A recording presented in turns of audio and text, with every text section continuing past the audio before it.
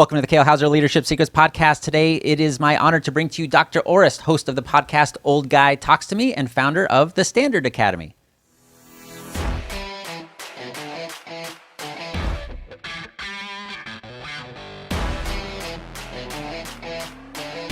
Welcome back to the Kale Houser Leadership Secrets podcast. My name is Kale Houser. I appreciate you joining me today. And as a special surprise, we have an amazing guest, Dr. Orest. He is the host of the podcast Old Guy Talks to Me, as well as the founder of the Standard Academy. Dr. Orest, thank you so much for joining me today. I can't tell you how excited I am to get to talk to you and kind of hear from your experience.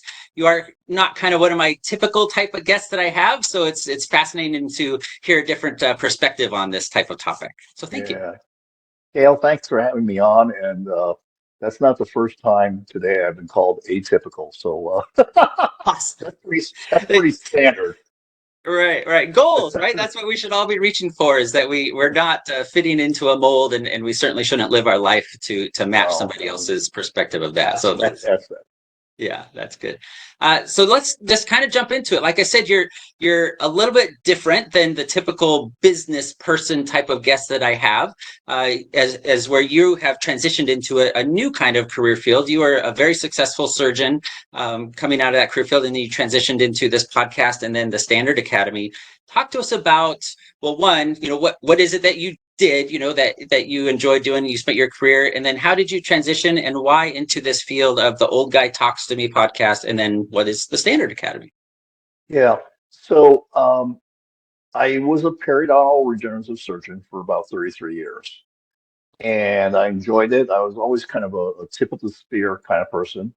I was an early adapter of things, and many times I'd be the first to do certain procedures in the greater Phoenix metropolitan area. And that went on for a while. And then there came this point in my life where I did not want to be the best version of myself as a periodontal regenerative surgeon.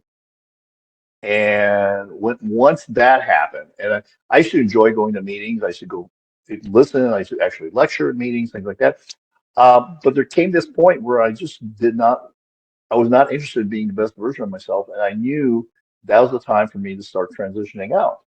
Right. And I'm assuming that not only means your career, but like also personally, I would imagine as well, right? Like you. Yeah, I just didn't enjoy going to the office. Okay. Gotcha.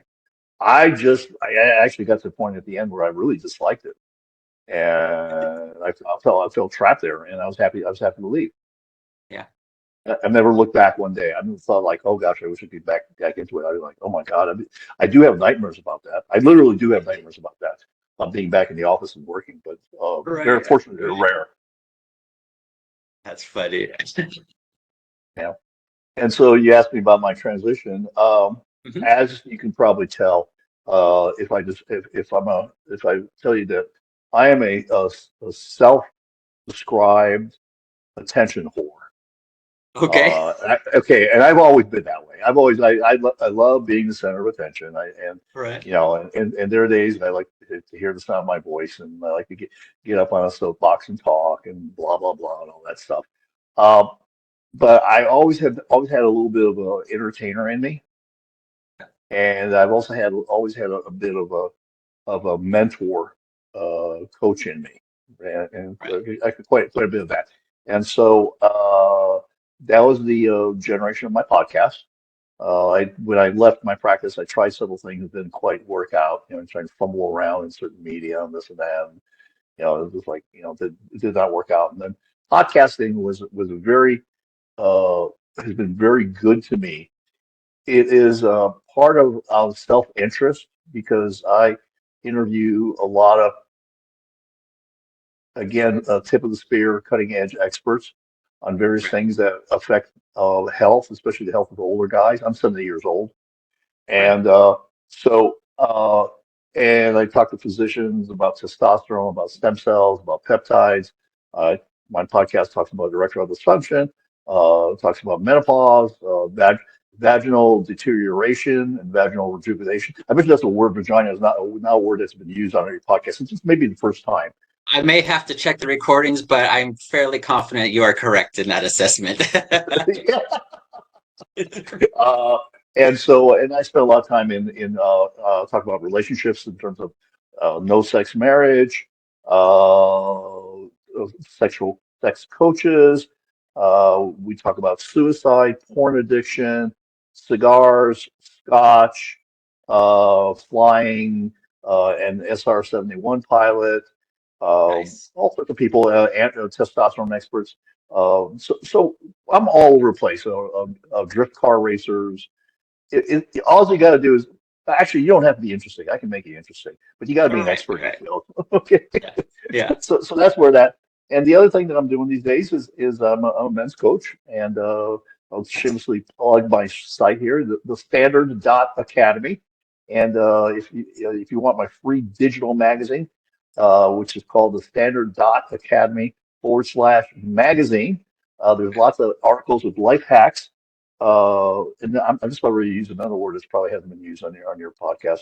The feature article is one secret place to touch a woman, and okay, so and it's not her clitoris because that is Right. not a secret place. Right. Yeah. I love it. And there will be a link to that in the comments of whatever you're listening or watching Yeah, to this on. So don't worry about yeah, scribbling it down yeah, right now. So good. yeah. So um, that is where I focus on. Most of the time, I deal with people that are pretty comfortable financially. And that's not kind of my bailiwick. I spend a lot of time helping men with their relationships and also with their health. And I'm talking about health and fitness. I'm not talking about looking like you're going to be on the cover of Men's Fitness or Men's Health or whatever. I mean those are just like I'm sorry, those are unicorns.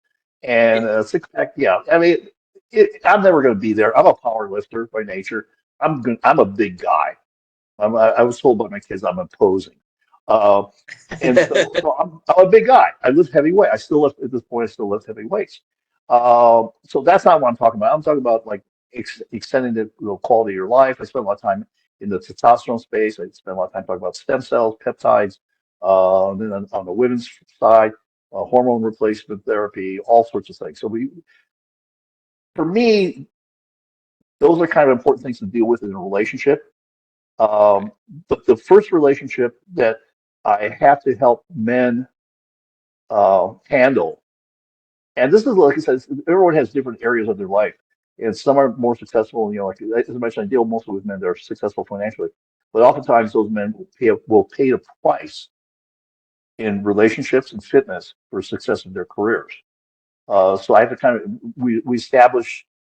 First thing is actually establishing a baseline of where you are and also being very particular about what you want. Because most people cannot clearly articulate what you want. If you can't, you'll never get there. Right. And So are so we you spend a lot of time. as oh, go ahead. So we spend a lot of time talking about that. We talk about relationships. We talk about sex. The Right. last, and I'm sure this is, and you can't get to the last segment. You don't do the last segment in my program uh, until you do the foundation because you're going to screw it up. But the last segment is how to get laid more frequently without begging. Right. Yeah. Nice. I like it. That's a very good incentive for getting through your program. So I was gonna kind of ask of, and you've mentioned, financially sound or financially comfortable. What type of person, is there a standard kind of industry that they come out of? Like what type of person is your ideal client? And then is it, okay, you're good financially, but you're wicked out of shape, so that's what you're going to focus on, or is it more holistic? Like, talk to me what entering your program looks like, and then exiting your program looks like Yeah. for kind of your perfect Uh, customer. the ideal person who I work with is going to be a C-suite or similar level, either that or they own their own business. And I mean, by business, I'm not talking about something where they're making $40,000 a year out of it. Right, right, They're going to be a successful individual, and they will have paid prices. I said in their relationships. They may be in a no sex marriage or a low sex marriage. Uh, they may not their kids may hate them or they may not know who they are, and their fitness may be out of shape and divorced those type of guys things. or typically married only? And I spend most of the time with married people, but I do work with, I will work with divorced guys. And there's a reason why you're divorced, Right. and there's a reason why also you've been divorced several times, and you've essentially every time you got married, the second and the third time, you essentially probably have married the same person with a different first name. You know, and so the reality is the most important relationship that we have is the relationship with ourselves. And if that's out of whack, nothing else is going to work in terms of relationships. Maybe you might be able to grunt it out in your job or whatever, or your career, or your business, or whatever. But in terms of relationships, unless you have a good relationship with yourself, and the reason why you are in that relationship, and the reason why it is the quality that it is you. Right. Yeah. Yeah. And that's so 100% because people don't realize that you attract what you put out, right? Like I can't really say it any more natural or basic than that. Now, a large part, obviously, of your program, of your podcast, is relationships. Mhm. Now, while this is not a relationship in the form of a romantic relationship or a husband and wife type relationship podcast, part of being a business owner, being a leader in your organization is the relationships. You wouldn't be the leader if you didn't have some sort of relationship development skills. Can you talk to us in your experience? Like, what are some things business leaders that maybe are struggling with that? They're struggling with connecting, they're struggling with making culture in their organization. What are some things that they can think about, start changing their mind about, mindset? What would you offer somebody in that position that's struggling? I think when we go back to the mindset about who you are Okay. as a person in the world, and some people have suffer from imposter syndrome, even though they're very successful. But you need a mindset about who you are in order to generate that energy, and people feel energy. Yeah. They don't necessarily understand. I've been kind of really lucky because I can sniff out bullshit really fast. And Good. if you go That's a to good skill. if you go to my LinkedIn profile, it's pretty funny because there's some testimonials of some men, and I just call it out like it is. I'm not mean. I'm actually very funny to work with, but at the same time, I stay focused. I mean, as an example, I asked somebody a question because he's trying to transition out of his. They have a family farm. It's a huge monster, third generation family farm. And he's trying to transition out, and I've asked him a question, and he gave me this long answer for about 3 or 4 minutes. And I said, like, hey, Joshua, that's very interesting. But you didn't answer my question, dude. Right. You didn't answer my question. And he goes like, oh gosh, another call with Orest. Yeah. So I think that you have to have a clear sense of who you are in order to be a leader. It doesn't mean you have to be perfect. I mean, hell, I'm not perfect by any stretch of imagination, but I've got a lot of stuff I have to work on still in my life. But you have to have a good sense about who you are in order to lead people. And there's a confidence in the aura when you're confident about yourself. And some of that confidence, and as guys get older, again, I'm going to go get back to this thing, has to do with men suffering from low testosterone. It is an issue, and it's actually affecting younger and younger men Right. uh, than it has in the past. And what's happens is that I've been on testosterone therapy for over 25 years. Okay, so I'm just Okay. full disclaimer. And as we're talking about this, my IP attorney likes me to say, this is information only. You're responsible for your own shit. I'm not a doctor, and I may be paid for whatever I'm doing. By the way, I don't. I'm not getting paid for being on this interview, Right. but I do appreciate being here, Kale. Yeah, So, yeah. And I will I but will add my own disclaimer of the opinions and information provided by Dr. Orest is solely those of his guest and not necessarily representative of the Kale Houser Leadership Secrets podcast. All right. So now that we hopefully won't get no, sued. no, yeah. Well, somebody wants to see you. They're gonna see you. Um, so what I'm sitting here and I'm doing is I men with as their testosterone drops, they become less decisive. they become angrier and grumpier. They lose muscle mass. They lose bone density. It affects their cardiac health and everything else. And so it's an interesting factor. So that really affects you physiologically.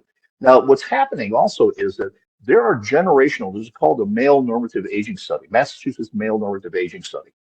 And it talks about generational decline of testosterone in men, and it's huge. Right. It's occurring at a huge rate. Uh, and a man age 60, 20 years ago has 15% had 15% more testosterone than a man age 60 today. Whoa. It's so significant that the laboratory values are dropping. And so what used to be considered high normal is now considered abnormally high. And at the Interesting. bottom range, what was considered low testosterone are now considered in the normal range. And normal does not mean healthy. That's okay. The normal body mass index in the United States, I'm not sure what it is, but it's not healthy. I'll guarantee that. No, no, And, yeah. and so, and It's so just the top of the bell curve. That's all it is. It's yeah, just the yeah. standard. Like, Yeah, exactly. So those are the things that I think you look at in terms of a culture. But you have to really have a really good sense of who you are to be a leader.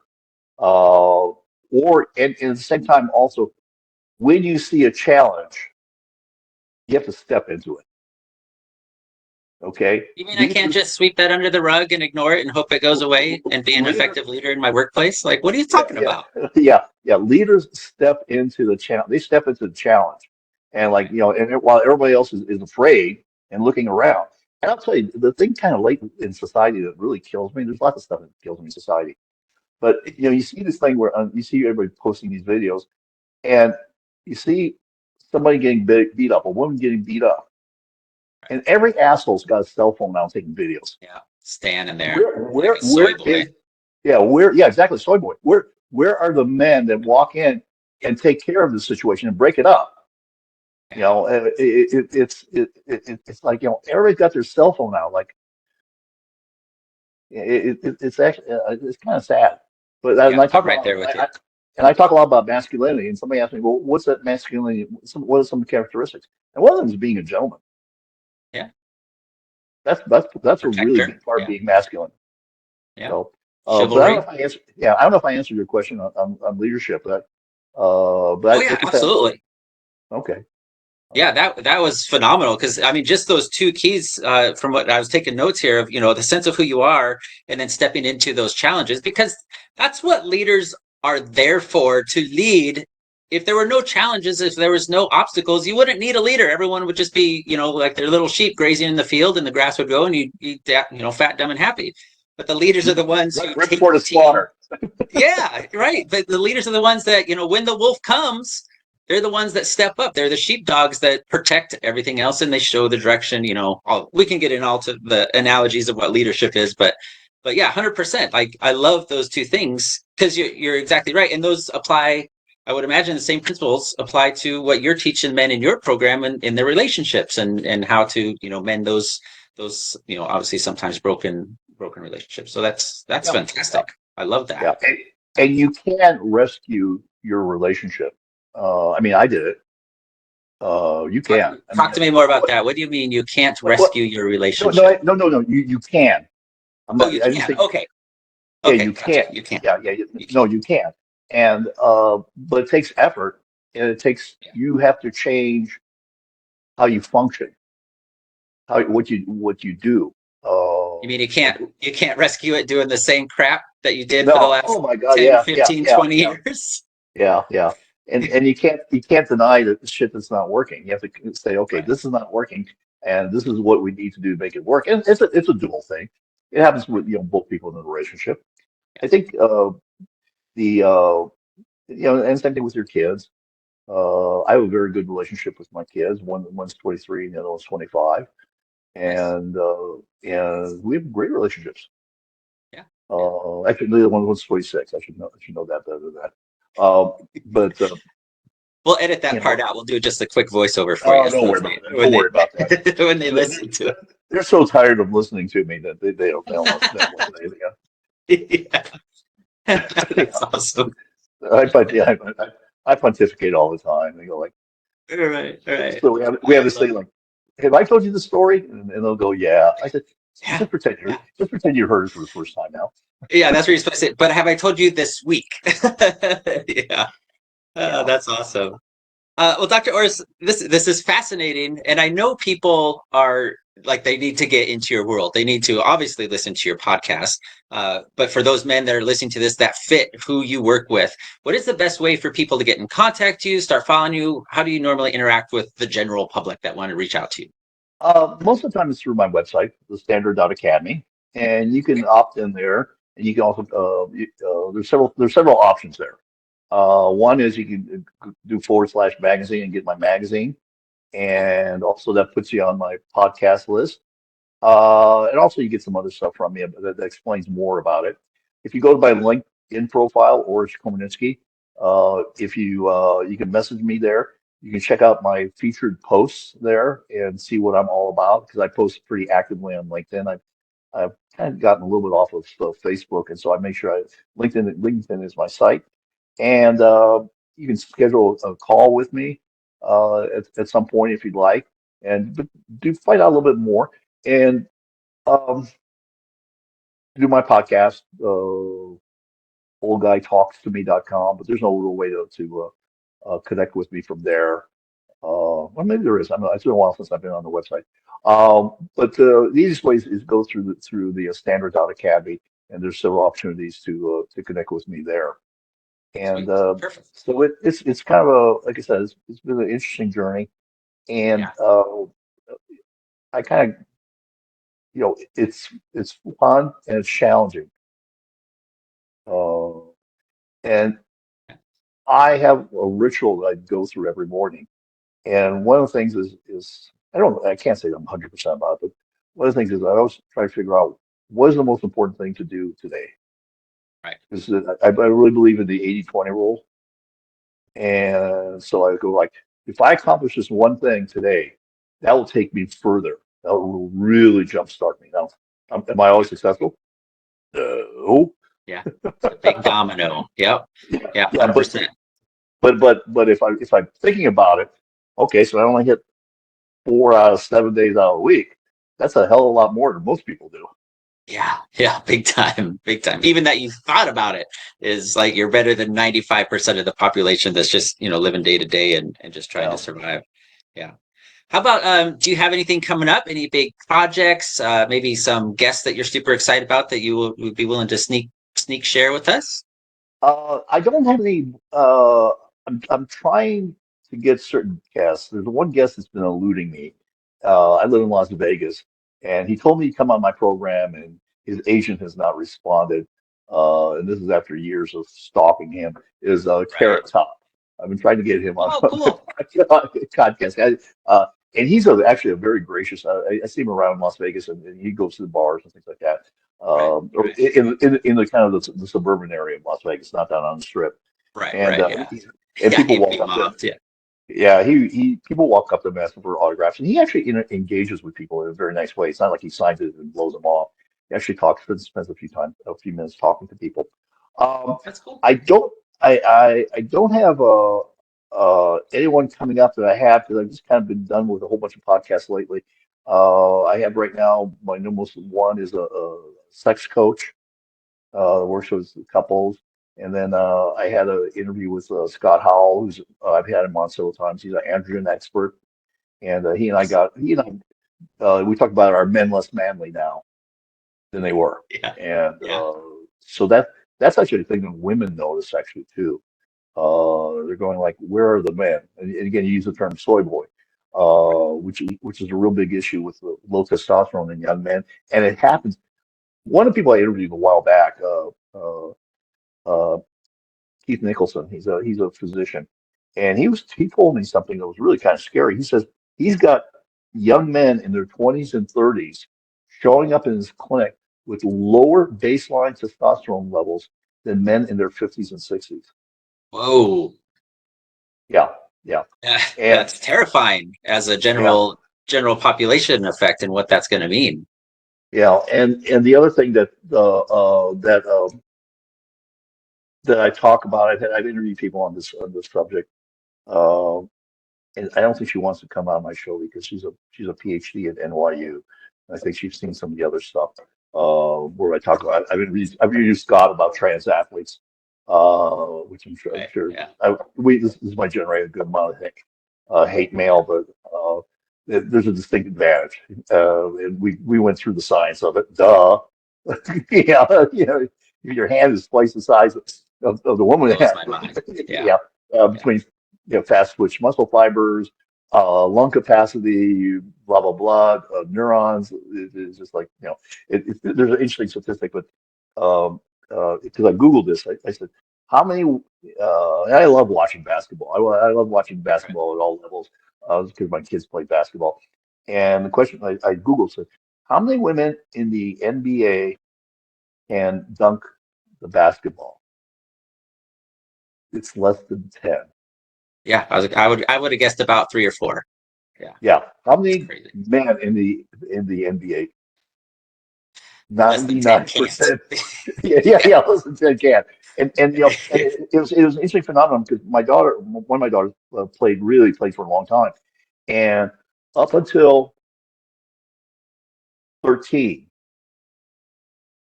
at some point, 13 plus or minus a few months here and there, she played against boys. I mean, she still played against boys because she was very aggressive in that round. But it was the Right. games where they actually won.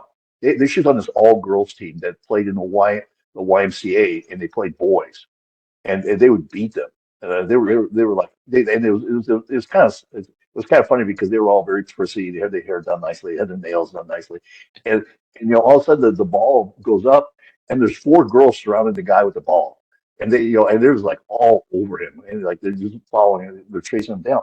But the game of basketball, once the boys hit puberty and start getting the testosterone, it goes vertical. Yeah. It just does. Yeah. So, but again, kind of circle back to what I was going to say here. Excuse me. Uh, Not only are testosterone levels going down, but sperm levels in men have dropped by 50% in the last 30 years. That's And crazy. and this is not tinfoil hats stuff. This is out of an article of the American Physiological Society, and it's in January of 2016. And they Wow. talk about the decline. And this is a very large study. It took them several years to write it and review it. And it was an NYU epidemiologist, professor from the Hebrew University in Israel, and a few others are the named authors on this paper.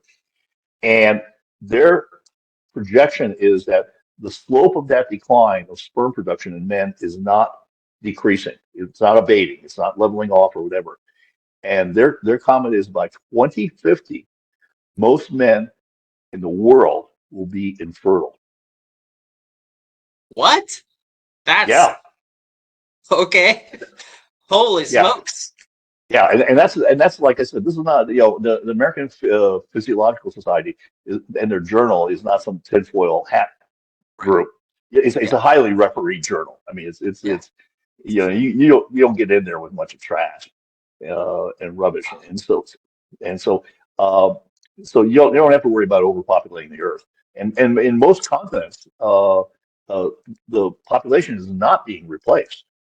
Yeah. Yeah. 100%. Yeah, but there's a whole bunch of reasons why that's happening, which we don't have. I know we're kind of running long here, so we don't have time to get into it. But the whole concept is called endocrine disrupting compounds. Wow. Yeah, that man, you're kind of dropping that massive bomb right here, right at the end, and we could easily like go another 4 hours talking about this.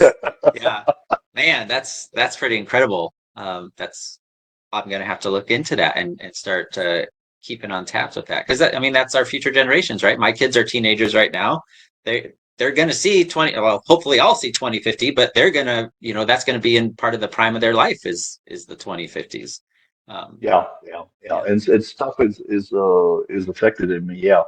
But it's a phenomenon that a lot of people are only becoming aware of a little bit just lately. And it's a lot of times, and this has to do also with testosterone decreases in a man, individually and generationally, is that it happens slowly that you don't notice it. It's a story about how do you boil a frog? Well, put it in a pot of cold water and just slowly turn up the temperature, and it will never jump out. Yeah. Yeah, that's crazy. All right, so wrapping around, final question, because I ask this of all my guests. This is a leadership podcast, and I did want to say, for good news for you, there's a 50-50 chance that Carrot Top listens to my podcast. So if he is listening, I think he's in the process of reaching out to you right now. So I just wanted to give you that encouragement. Okay, all right, okay, good. Yeah. Good. Oh, that's funny. All right, so manager versus leader in a business sense. Do you have a separate definition for either of those? Are they one and the same? What has been your experience? What are your thoughts on that? Manager versus leader. Managers, let me go back to leaders. Leaders take you in a direction. Okay, leaders take you into the direction and are responsible for changing course that direction needs to change, and also making sure that is there. The managers actually are the ones that make sure that the journey can happen. That you make sure that they put in the work, and they they're both essential. You can't have an organization that has all leaders, because everybody be alpha. It'll be a alpha fest, and I'm not saying that managers are betas, but leaders are, they lead and they say, like, okay, this is where we're going, and this is how we're going to do it, and then the managers help carry out the mission. Right. And so I think those are the two distinctions. Yeah. And some people are natural leaders, and some people are natural managers, and you have to have both. Um, there was an interesting uh, assessment that I took. It was called the Colby A, and it tells you about your operating system. And so it was very interesting because it articulated, it gives you like a 50-page report. This was like, pretty extensive, and it articulated for me many things that I knew about myself, but was not able actually to articulate in a significant way. Yeah. And one of them, it told me is that I don't fit into a box, really. Right. I think we started that way. Yeah. Yeah. So that was like, okay, yeah, I agree with that. There's some other things about it, I don't. Yeah, if you try to put me in a box, it's just going to be really ugly. And there have been people try to put me in a box, and it's turned out really ugly. Yeah. Yeah. And I I also think have anyone that listens to this podcast and has heard you speak, even if nothing else, I think they understand that about you, that you are I don't know, say non-controllable, but you're non-conformist in that sense, right? You're your own man. and part of that I did not understand this until actually I did not find this out until I was in my 50s, that I did not have I'm dyslexic. Oh, And the only reason we interesting. found that out is that my daughter was having some issues in school, and we discovered that she was dyslexic. And we were watching a 4-hour video on this, and I look at my wife and I go, "Holy shit, that's me!" That's I just met all those markers. Yeah. Wow. Okay, yeah. And like I said, I did not, because there's certain things that dyslexics are really good at, and there's certain things that they're very bad at. I can't spell for shit still. Does the word coming have two M's or one? I don't care. You have to look. Yeah. Fortunately, there's Grammarly now, which corrects it right away for me. Yeah. Uh, Yeah. but one of the things and the reason why I'm a good men's coach is that I have a certain ability to see over the horizon, and also to kind of boil things down very quickly.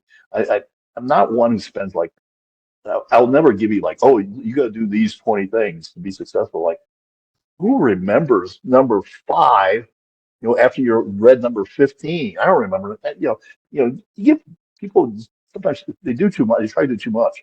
Like if you can do two things, if you can prove two things in your life every quarter, your year will look incredible. That's awesome. I love that. And that's so fascinating that you found that out about yourself at such a later stage in your life, especially after having a very technical and professional career and going through the schooling that you had to go through and everything. Oh yeah, That's it it was brutal. I mean, it was brutal. If somebody, if one of my fellow residents needed an hour, I needed three, right. and And so that was really normal to you. that was by then I was used to grinding it out. I mean, I just knew I knew that was the way in dental school. That was the way in college. I just had to, I just had to grunt it out. Right. Right. Wow. That's pretty incredible. Uh, well, thank you so much, man. This has been so fascinating. Obviously, we've talked about a whole swath of topics, and I love that you have, I mean, your passion for this, helping fellow old guys, to use your terms, and helping them, live a life that they can truly enjoy and get value from, as well as your service to the public with your podcast. Like I said, I think your passion is quite evident, and I just want to say, as a hopefully future old guy, thank you for doing this, and thank you for serving that community, and bringing that passion and that drive and motivation to that. So Yeah, it has been my pleasure. I will say just one thing. My demographic is actually about 40 and up. It's Okay. it's not guys my age. It's actually about 40 to 60, 65.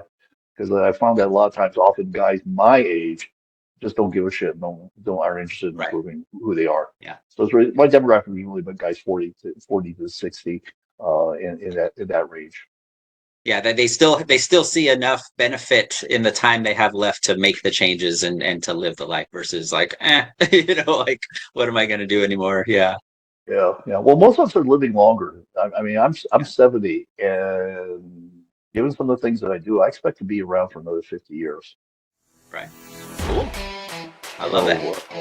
So, I so look forward to it. We'll yeah. put it in the books for our podcast for your 110th. Okay. That'd be pretty legit.